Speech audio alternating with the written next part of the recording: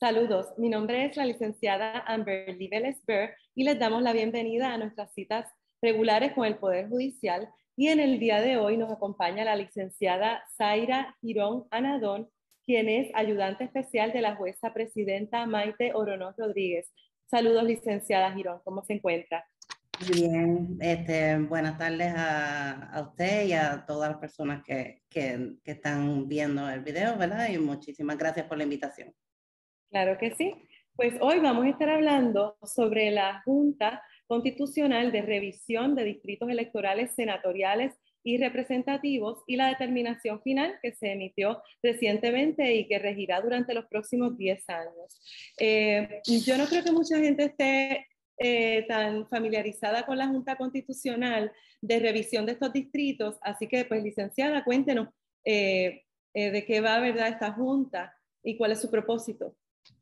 Sí, le agradezco la oportunidad cuando la Junta el 21 de julio publicó, ¿verdad?, en los periódicos su determinación. Uno de los comentarios que hacía un ciudadano era: ¿y cuándo se inventaron esta Junta?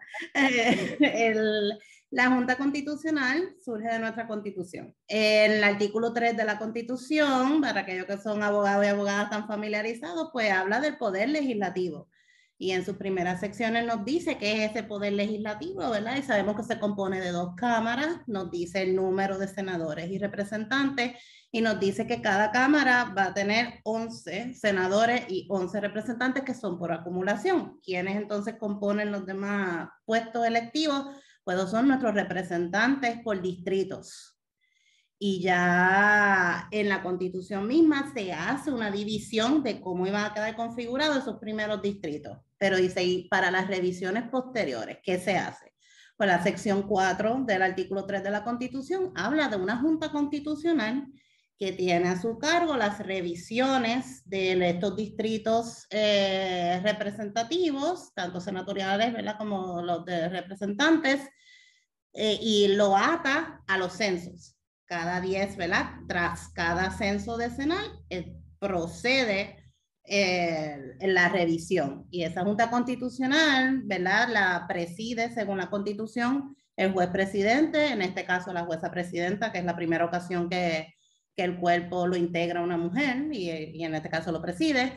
Y 2 miembros adicionales. La Constitución no dice quiénes van a ser esos miembros, más allá de que serán nombrados por el gobernador, serán confirmados por el cuerpo legislativo. Y una de las virtudes que tiene, ¿verdad?, nuestro sistema es que esa Junta nace tras el censo decenal y una vez culmina su trabajo deja de existir como figura jurídica. No trasciende más allá, hace la determinación y entonces su determinación rige por los próximos 10 años, como usted identificó desde el inicio. Y la lógica detrás, ¿verdad?, es que estemos bien representados por territorios, y entonces si más gente ahora vive en San Juan y menos gente vive en adjuntas, digamos, pues esa es la razón, ¿verdad?, por la cual entonces se tiene que revisar cada 10 años. Tengo que la última revisión se hizo en 2011. Correcto.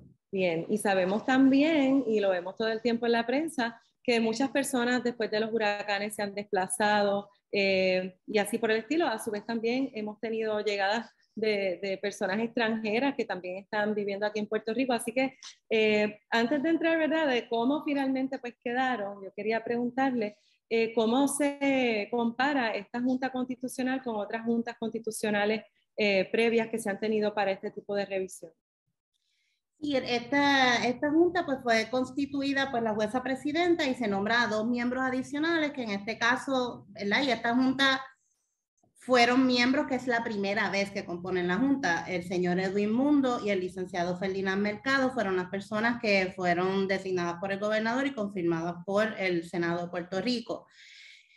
Las 2 integraciones, la integración anterior fue el juez presidente Hernández Denton con los licenciados Vigilio Ramos, que el licenciado Vigilio Ramos fue parte de la Junta en 3 ocasiones, y el licenciado Héctor Luis Acevedo, quien la integró en 2 ocasiones. De hecho, pues llama la atención porque la Junta del 2011, uno de los puntos que destaca en su determinación es que ellos lograron hacer la determinación en 2 meses. ¿verdad? Que fue lo más rápido que se ha hecho. Así que cada integración de la Junta pues tiene su, ¿verdad? Tiene diferencias y particularidades dependiendo también del momento, ¿verdad? En este caso pues no tiene unas elecciones cercanas, sí que había más espacio a hacer un plan de trabajo, ¿verdad? Más extenso. Pero sí, el punto de partida que da la Constitución las guías que nos da tiene que estar basado en la población, y uno lo que busca es ese balance poblacional, o sea, para que el voto de la persona de la Junta tenga el mismo peso que el de San Juan, que el de Ponce, y en eso, ¿verdad?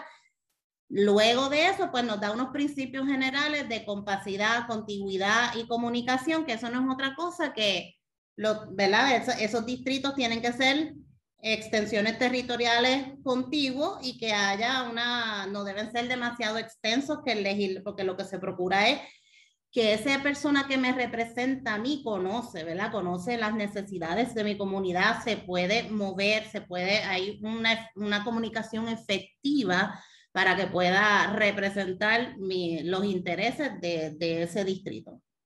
Bien, entonces ya configurada la Junta, la agenda de trabajo, ¿cómo fue? Usted había mencionado que la del 2011 se pudo llegar a los acuerdos y ya todas las conclusiones de esa redistribución en 2 meses. Acá, ¿cómo fue? Sí, la primera reunión aquí el censo, ¿verdad? Por razón de la pandemia se atrasó la publicación de datos. Ellos hacen una publicación de datos preliminar principio del 2021 y en septiembre que sacan los números que utilizó Puerto Rico y todos los estados para el proceso de redistribución. ¿Verdad? Este es un proceso que hacen en todos los estados de Estados Unidos. Lo que es distinto es que no, la mayoría lo hace la propia legislatura. En nuestro caso, pues nosotros tenemos una junta que es independiente a los cuerpos políticos, y similar a nosotros habría como 10 estados adicionales que tienen como juntas y comisiones. En el 30 de septiembre la junta tiene su primera reunión, una vez el gobernador designa a los miembros adicionales, y estos fueron confirmados, ¿verdad? A mediados de septiembre por el Senado.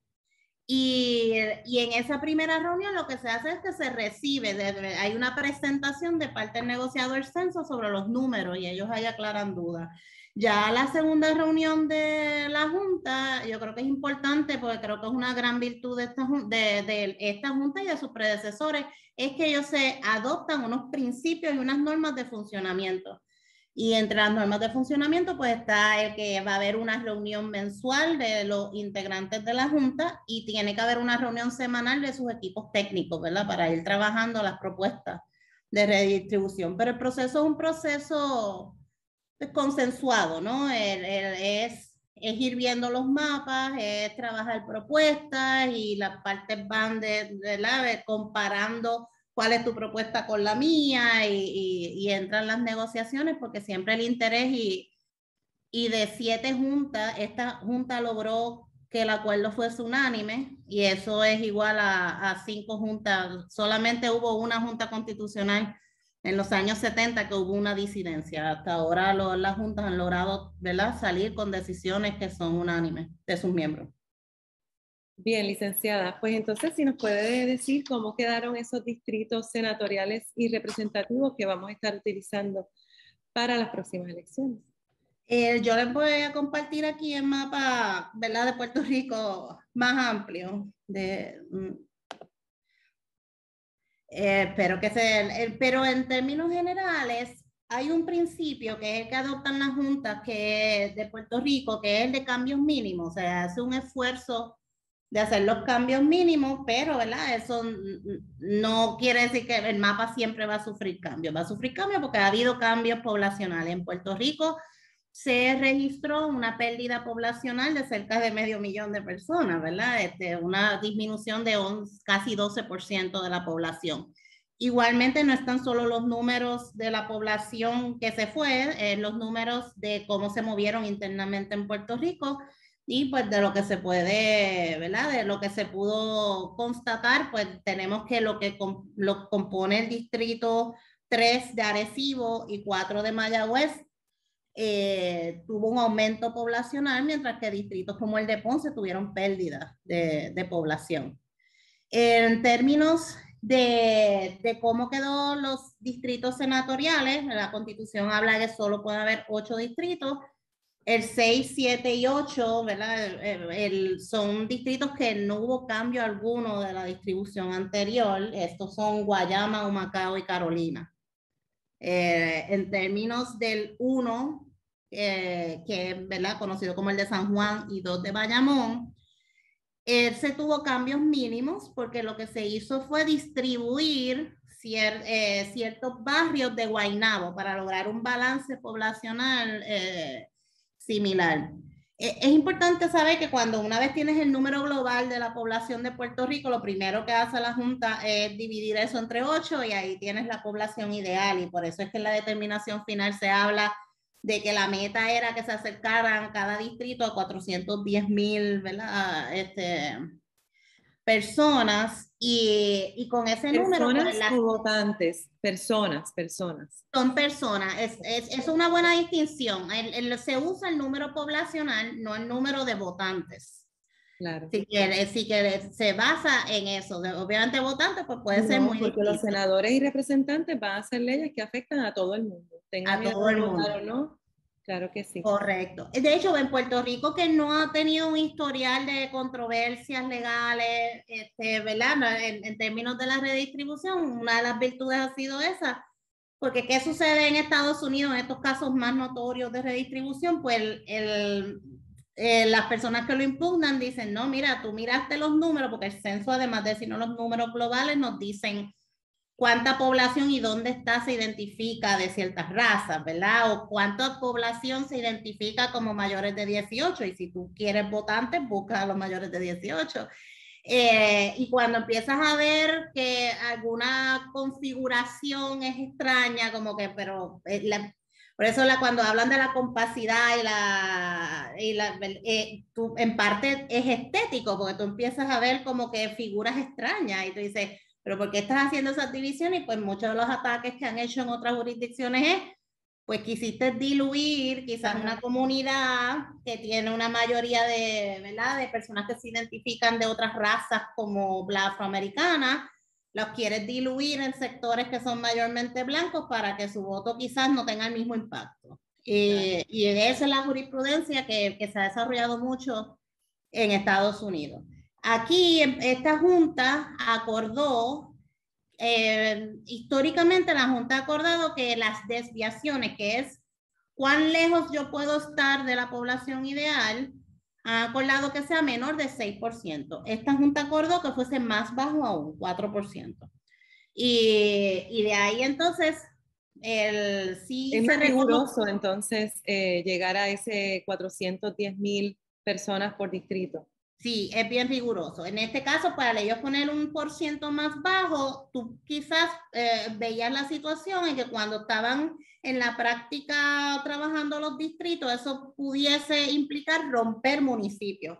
Y siempre se intenta no romper municipios. Entre San Juan y Bayamón es un buen ejemplo, que aunque Guaynabo queda distribuido entre esos 2 distritos, se determinó que no era nada extraño porque ya Guaynabo, al igual que Juana Díaz, son municipios que estaban divididos entre distritos senatoriales de redistribuciones anteriores. Por eso, de hecho, Juana Díaz quedó igualmente dividido y fue algo que después se favoreció porque ya sería un cambio mínimo. Ellos están familiarizados en cómo es esta distribución. Guaynabo estaba dividido entre el 1 y 2 de San Juan y Bayamón. Los únicos cambios fueron unos movimientos de unos barrios en particular. De barrios.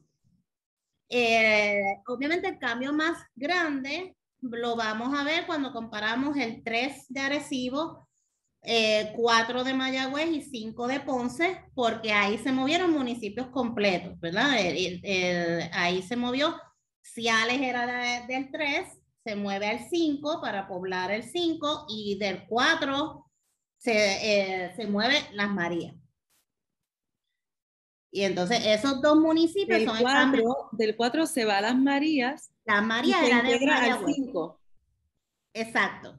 Al 5. Tienes 2 municipios. Cuando se trabajan las redistribuciones, pueden haber otras propuestas, ¿verdad? Podrían decir, hay personas que después podrían plantear pues movías hacia al 6 de Guayama y entonces unificas a Juana Díaz, pero como al adoptar los principios, la Junta, una de las cosas que destaca es tratemos de hacer los cambios mínimos. Como quiera, por ejemplo, el municipio de Ciales era como siempre en todas las propuestas había que moverlo o quizá había que dividirlo. Pues entonces se mueve entonces al 5 para poblar el 5, que era donde había una pérdida poblacional, y entonces se deja Juana Díaz dividido porque ya venía dividido de antes. Pero son los únicos dos municipios que están entre distritos senatoriales, ya de redistribuciones anteriores estaban divididos, que era Guaynabo y Juana Díaz.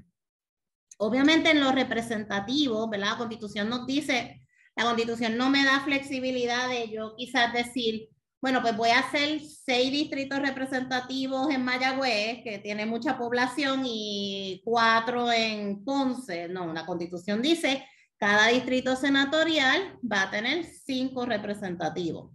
Eso no puede cambiar. Así que al tener que romper ¿verdad? En términos poblacionales, ahí la población ideal se reducía a 82,000 algo el número. Ahí entonces, pues sí, tú vas a ver más cambios en el representativo. De hecho, según surge de la determinación final, de los 40, 6 nada más se quedaron intactos.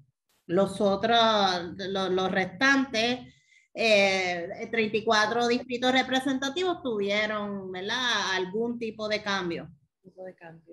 Yo le quería preguntar finalmente que si hubo oportunidad de que la ciudadanía presentara otras propuestas o reaccionar a la determinación final que tuvo la Junta Constitucional. Sí, hubo dos momentos que para la Junta fue importante. La Junta tuvo unas vistas públicas en diciembre. Eso fue intencional, ¿verdad? Porque primero tú estás en el proceso de adoptar las normas, los principios, cómo aprobar el plan de trabajo y las reuniones. Y ya en diciembre, pues se quería que hubiese una intervención de la ciudadanía para sus comentarios. Tuvimos de ponentes, incluso un ciudadano se conectó por videoconferencia y lo transmitimos también, ¿verdad? Por el canal de YouTube de la Junta y sí que hubo una intervención inicial. Posterior, pues se hizo la presentación de la determinación final y se anunció un periodo de 10 días para las personas someter comentarios o observaciones. Y de hecho, en esta ocasión ¿Se recibieron? Pues en esta ocasión no recibimos, digo, nosotros ustedes tienen la primicia porque no la recibimos por correo electrónico, pero estamos esperando un periodo de 2 o 3 días por si alguien lo depositó por correo, porque le dimos 2 opciones que podían notificar, ¿verdad? Por correo regular, y la fecha límite venció el 1 de agosto.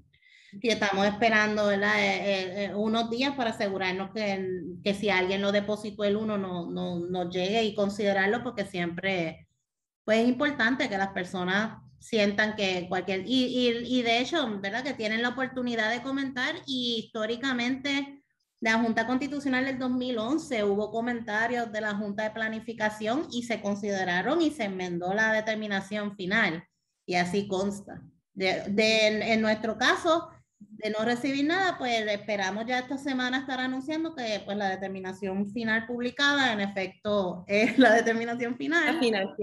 Sin enmienda, y entonces estaríamos trabajando en lo que es la publicación, porque se publica un libro, ¿verdad? Con los mapas, se les somete a la Junta de Planificación los mapas finales, y eso se alimenta en la base de datos del negociado del censo, y pues obviamente el trabajo principal lo tiene la Comisión Estatal de Elecciones, porque tiene que alimentar su oficina de planificación, tiene que alimentar esos datos al sistema, ¿verdad? Para entonces prepararse para las elecciones del 2024 en este caso.